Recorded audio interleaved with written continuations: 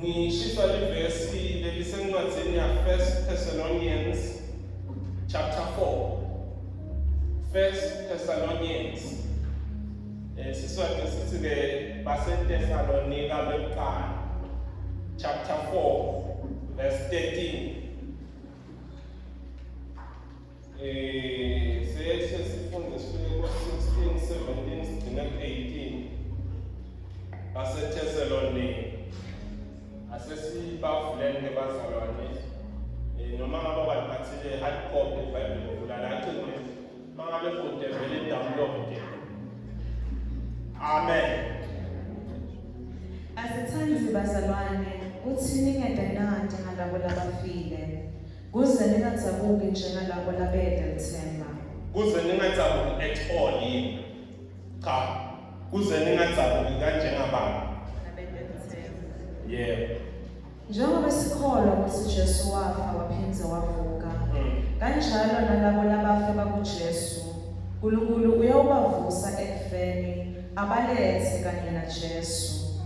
Ngaloko-ke senitshela ngelivi leNkosi ukuthi thina lesiyobe sisaphila ngelanga lekubuya kweNkosi, singeke sibendlulele labo lasebafile.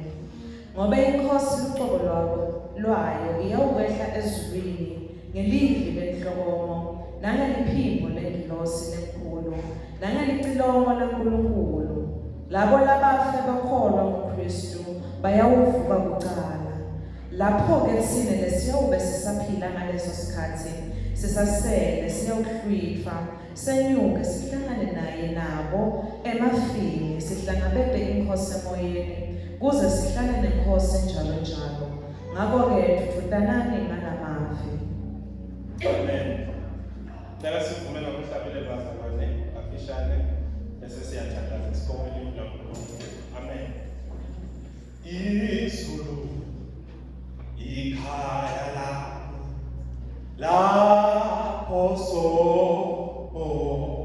phumla khona izulu khaya lami lapho phumla khona izulu khaya lami khaya lami lapho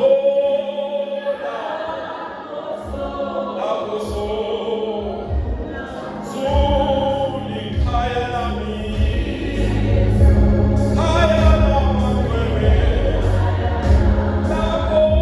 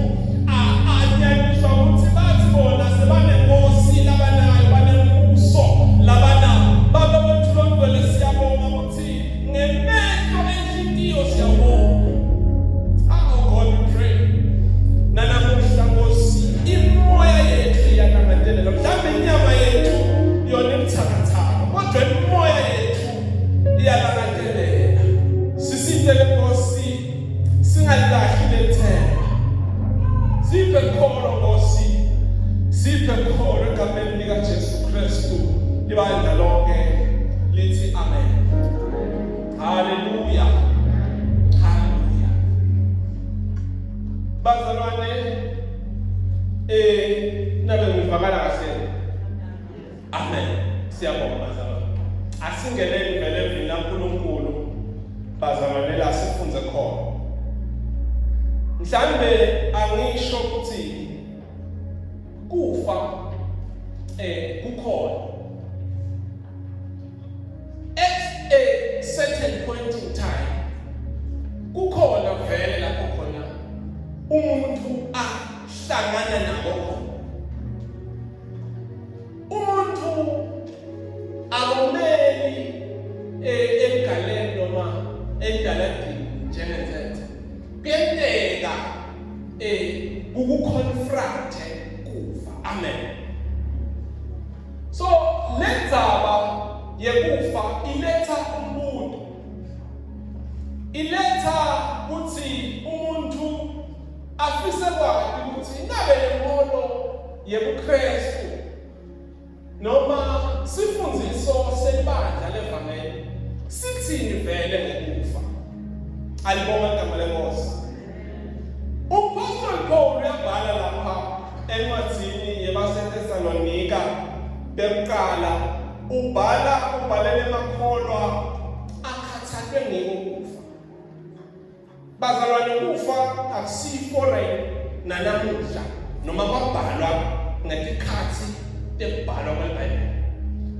Nanamuhla solo la emangweni siyanwa. Solo mane si attenda night vigil.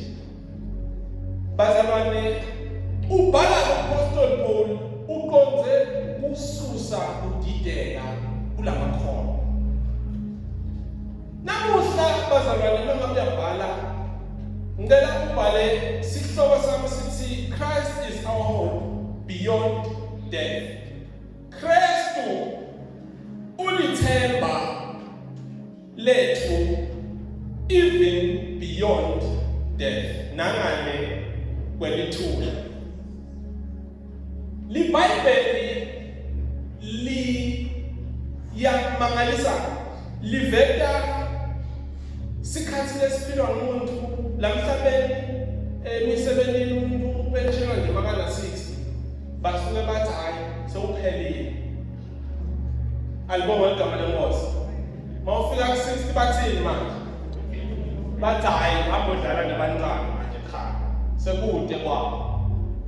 Bathi hayi hamba ekhaya mawufika ku 60.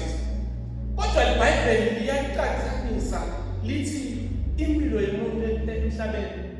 Mawuthi uyabuka la ku-internet, the oldest person alive uqanda lapho nabo 102 asabathi nemandla. That is the longest you can live in our days. Uthola ukuthi lithi iBhayibheli mincane leminyaka le mayimataniswa nelinguna phakathi. Alibonga igama lenkosi. Uthola ukuthi sibona ngathi uphila kamnandi namhlabeni nekungacabangi ngelinguna phakathi kukahle ngoba mithe iminyaka lesiphila kanti eBhayibhelini siyathola ukuthi ngifishane iminyaka lo ngayiphila kumuntu namhlabeni kuneliphakathi lithe liphakathi. Kungaba kuhlungu ukuthi uspende liphakathi lakho ungekho naNkulunkulu. Alibonga igama lenkosi. Wonke umuntu uyafisa ukuthi liphakathi lakhe amane alispende naNkulunkulu. Alibonga igama lenkosi. Thina-ke libandla levangeli siyakholelwa ku-rapture.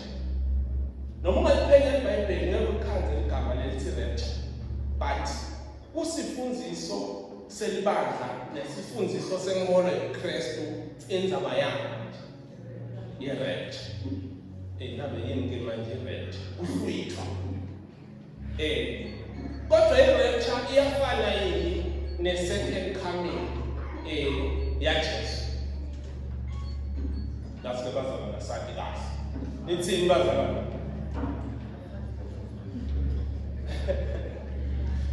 Kaba bazalwane afana Akufani bazalwane. Amen. Kodwa kuthi inkinga sidawuchaza. Ake sibuye la sifunza khona. La sifunza khona bazalwane sifunza liBhayibheli encwadzini ya 1 Thessalonians. Libandla belikhona lapha. Liqalwe nguye umpostoli Paul. Nguye lo lobhala le ncwadzi ubhalela le bandla. Libandla belingaphansi kwepressure. Libandla belingaphansi kwengcindezi ethile. Kunekuhlushwa lokukhona. Kunekufa lokukhona. Uthi mawukuthi ungumKristu uthatha umhlonyo elithini ukhanyiswe ngawo ubaswe lapha elithini ukhanyise ubonakalise ukuthi wonke umuntu awuthi umKristu nakho utamehle kuthiwa uMkristu abaleka ashiye emakhaya awo kwaba madinga iBhayibheli yazama ukuthi lifihle lingashiswa liphele ngoba abantu bebacabanga ukuthi lamaKristu anatha ingadi yabantu ngoba la le nkosi yalamaKristu beyithi bantu abanathe ingadi yabo badle indimba wabo so kwabadida abantu lo bathathe inyanya le abantu banatha ingadi babo kanzabati ukuthi thine sinatha ijuice nkosi yabo sibe nokukholwa ukuthi ingadi yaJesu ngiyo lesigeza ayibonga igama lenkosi base basithatha kabi-ke kwaselese ukuthi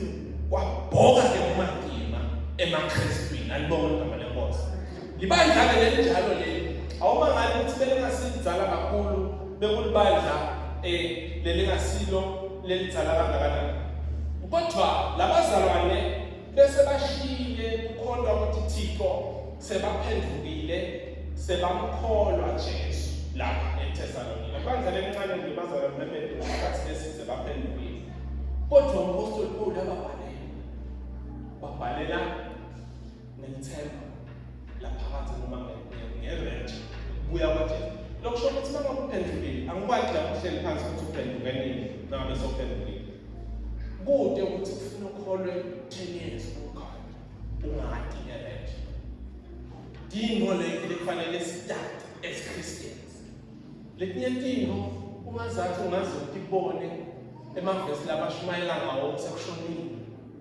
kunkhani uva ngalevesi la sifunza khona abazalwane these verses are written to Christians alibonga igama lenkosi we are the rightful audience for these verses kwakubhalelwa emakholwa yebo thina lethu ibandla senzala bandla lethu elineminyaka leminene abazalwane bebanemaviki nje la baphendukile kodwa yabona inkinga lokunjani bese belomunye uthi oh come to Jesus and you will feel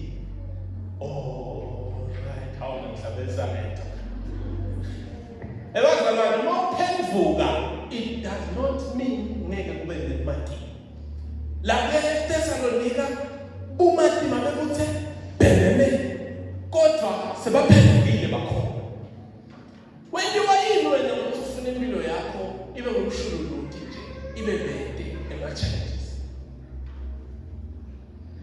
wendiwa yini wena ukuthi ufuna impilo yakho uhlala uhlekiswa nje sanibona naye imali manje ngijabula ukubona uthi kumfundisi ngisana if you want everyone to love you so uma uhamba uqhuphe ice cream umela umgwaqweni uthengise yona then everyone will love you bonke abantu bayathanda ukuthengisa ice cream lapho umgwaqweni bayafe bamoyidele bakuselela kodwa if ufuna kuba umntwana kaNkulunkulu surely ngekhetha Jesu ikhona impi leseyikhona usho njalo umpostoli Paul abhalela abazalwane Efesu uthi hey bazalwane we are at war but I want you to know ukuthi impi yethu asibi negadi lenyama kodwa siba nemimoya ayibonga igama lenkosi haleluya awu amen ngite namhlala esindeni okay bazalwane uhambe nabo babe amen letinkonzo indaba amen sithi ke inkinga lapha ebandleni lamanye amakholwa abesashonile. Shothi kunenkinga ukuthi labanye sebashonile la. Lenye inkinga labanye besaba ukuthi umpostoli Paul sosifundise ukuthi Jesu uyabuya manje labanye sebashonile batawushiywa Jesu uyabuya thatha thina sonke bona bande njani manje basaba. Uthi ke yena cha bazalwane ngiyalibhalela njengoba sitawubuka lapha ku verse 13. Uthi osisi nabobhuti, we do not want you to be uninformed about those who are asleep. Asithandi ukuthi ningadenaki ngalabo labafile kuze ningadzabuki njengalabo labete lithele. Hallelujah. Excel Bible study sifunze indzaba ya Lazarus. LiBhayibheli encwadzini ya John chapter 11 verse 11 lithi ke lona after he said this, he went on to tell them, our friend Lazarus has fallen asleep, but I'm going there to wake him up. Bazalwane, kithi sinebosindisiwe. Bashaya isifuba wena si. Kithi sinebosindisiwe. Si ligama lekulala likhona masikhuluma ngekufa. Iyavakala ngisho mayela. Indzaba yekulala ikhona kithi thina makhono. Lokusho ukuthi thina uma umuntu afe akhola siye sithulele. Sisholani thina lo? La sifunza khona John chapter 11 verse 11 bamtshela Jesu umngane wakho uyagula but kuphela amalanga Jesu akayi ngoba Jesu bafuna ukumbulala le. Jesu sokutshela abafundi bakhe ukuthi ke Lazarus has fallen asleep. Uthi Lazarus ulele. Njengoba sonke singeva mawushonele ufika lo mnyanza hayi lo mshonile ulele. Nabo bafundza beva badide. Uthini ke Jesu? Uthi hayi angisho nje ukuthi ulele ufile. Kodwa mina ngiyakhona ngiyawena njani manje? Ngiyakuvutha. Lalela ngibazalwane. Thina lesikholwayo noma singafa kodwa sinelithemba lokuthi Jesu makabonakala when he appears thina sitawuvuka. Alibonga igama lenkosi. Akusekho ukufa kubantu labemukele Jesu ngoba Jesu yena uyathupha wawunqoba ukufa. Bawethulele ngakukhaza Jesu because he is alive. Manje lathina sikholwa ukuthi njengoba uNkulunkulu amvusa Jesu ekufeni kanjalo nathi noma singafa Jesu utawenda njani manje? Bantu in general bazalwane bayasaba. Kodwa mawuphendukile ukhona uyathi ukuthi no noma singafa. Ngiwo-ke lo mhlabeleli wencandweni ukuthi noma singahlushwa noma kungahlekiswa ngathi kodwa we know ukuthi liyeza ilanga lethu. Bazalwane angisho na bazalwane lapha eThesalonika bathatha ukuthi ngoba Jesu uyabuya sekude simo sethu siye emsebenzini ngoba lilanga lekubhadalire njengoba namhlanje ingaka. Bazalwane nansande ukuthi ingaka esaba kufa. In 2026 or in 24 years. Njengoba in 24 ngendlela mhla ka-10 angashaya Jesu utawubuya so angingayi kosebenza vele kuyafana Jesu wena njani manje. So kuthiwa kuphela abanje lokuhleli bazobahleli bahleba nje kuphela babenkhona. Bahleba nje kuphela ngoba abasafuni ukuya emsebenzini abasendini sekubhokile kulela bantu. Kuhletshela basifazana ngeke silime thina. Emahlamisha ayovuthwa emva kweminyaka leninje sitabele njani manje. Lalelani kude i-contrast emkhathisini kwekutimisela nekuba ne-impact la emhlabeni nekubuya kwaJesu. There is no contrast in them. In fact, uma u-understanda kahle ukuthi Jesu uyabuya, ukunika kutimisela kulowo ndawo ngokuyazi ukuthi umuntu ngamunye uyotilandza kuphi.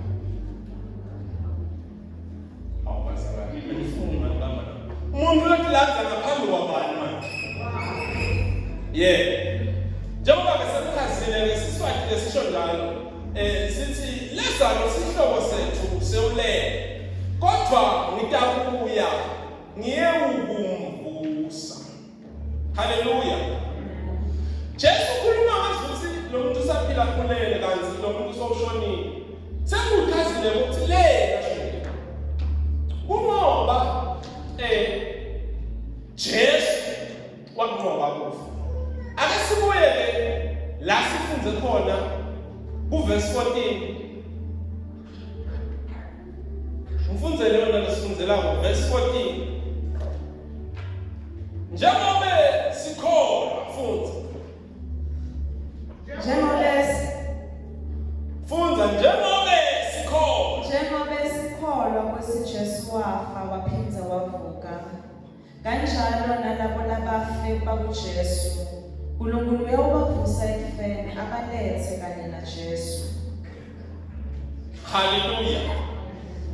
For if we believe that Jesus died and rose, now emakholwa ayavelelwa inkinga nawo. Akusho ukuthi emakholwa wona avelelwa inkinga. Akusho ukuthi emakholwa wona akhala. Hallelujah. Ngeke ivele bese kashiyele la. Emakholwa yakhala na. Umehluko uthi asikhali thina njengamahede. Ngoba thina siyazi. Igama lemahede liyalumela kulapha. Bazalwa mahede ngeke isigama lesetshenziswa kusho abantu abangakholwa. Ikakhulu abangayisebele. Haleluya. Uthi lo mfundisi lihede nalali libheke phezulu balisaba sitawukhaya. So in this context, usho lokho ke Apostle Paul makabhala uthi, for if we believe that Jesus died and he rose again, kanjalo we do not sorrow like unbelievers. Hallelujah. Inkosi Solomon ithi, when one goes it says when one dies, the spirit goes to God. Uma umuntu afa, umoya wakhe uya kuNkulunkulu. Umuntu unemoya bazalwane. Ngangeni lokho I believe umfundisi uyakho emphasize wakho. So kunema views kuloko kodwa kuclear ukuthi uNkulunkulu makamdala umuntu Bible lithi wathatha manje libumba wamenda njani wasuphefumulela ini. So uthi ke King Solomon umuntu makafa lo moya uya kuNkulunkulu. Uthi ke so Jesus will bring the spirit back. Maketa Jesu. That is why it is the labafile. Lento iyapika. Ungawathi nomunye ngemva baxoxa solo umile kuyaxoxa lapha. Uthi ngiyakholwa bona kodwa ngayithatha imali yethu. Ngayenda njani manje? Ngithi kamine singafiki la mali yakhe le-4. Ngikutela sile mali isike iyabala. Ngizike yena yala emuntu lo wafana nemali umthanzile. So lo muntu sofuna konda njani ngokutshengisa. Alibonga igama lenkosi. Ngithi kamina asesilungisela umuntu makafa kwendekana. uthi-ke yena makapa uyahamba ekubakiko lapho mathuneni. Ngiyo le nto lesokolisa abantu labana abahamba baye emaveni lengesheya ukuthi angingake ngife la ngizawubhathwa njani. Bakamthelele emathuna awo ale manje mina masengibhathwa le utawulahleka umoya wami utawulahlekelana nalo moya walapho. Now bazalwane asifambeni kahle. uNkulunkulu lo phefumulela lo small letter s la kithi thina bantu sinalo moya kaNkulunkulu.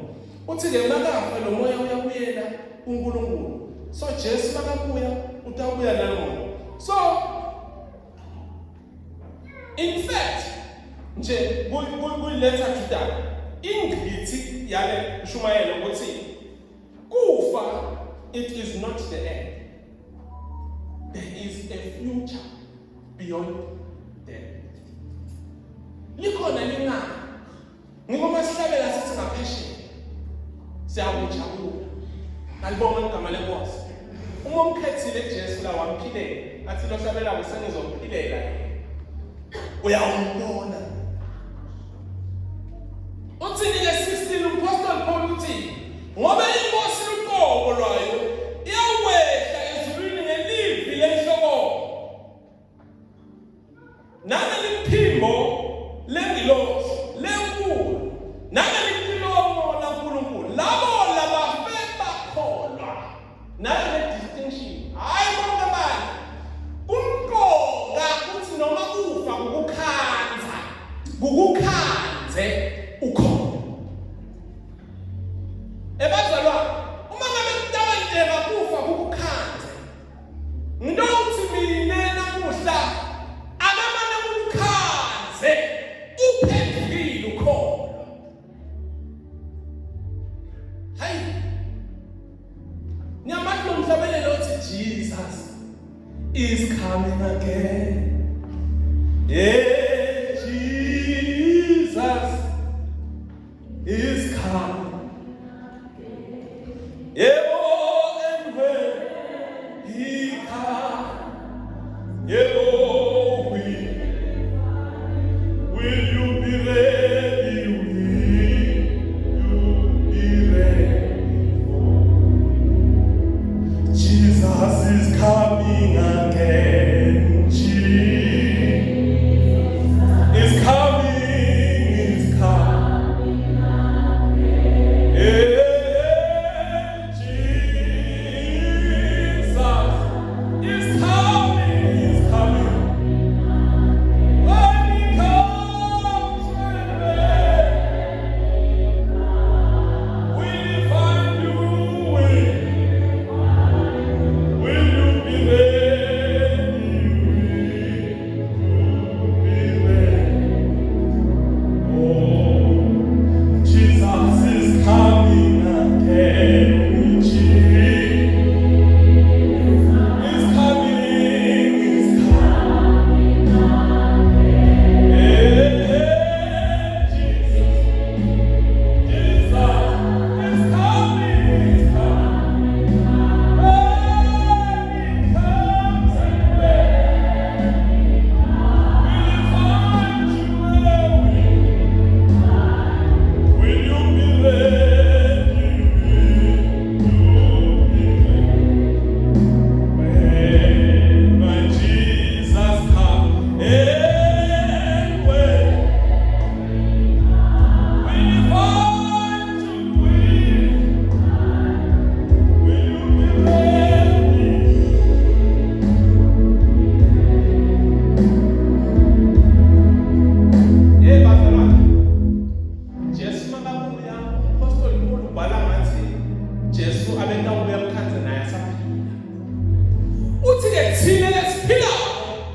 We will be caught up. We will be caught up. Ngulapho lapho embeja legama le-rapture khona. Alikho legama eBhayibhelini kodwa siyakholwa ukuthi Jesu uyabuya and bazalwane kutaba nale transformation. Legama lisuka egameni lesiLatini lithi-ke rapturo. Lelisho ukuthi kuba caught up noma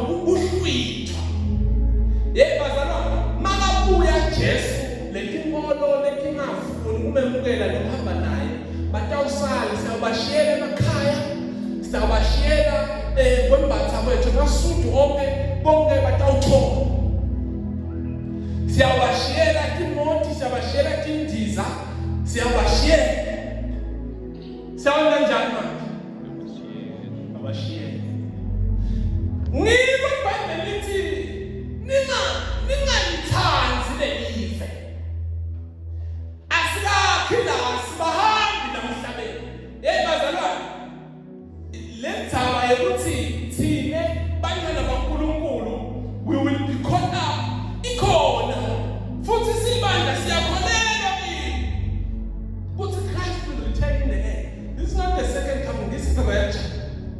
Alibona igama lenkosi labo labafile bakhona batawuvuka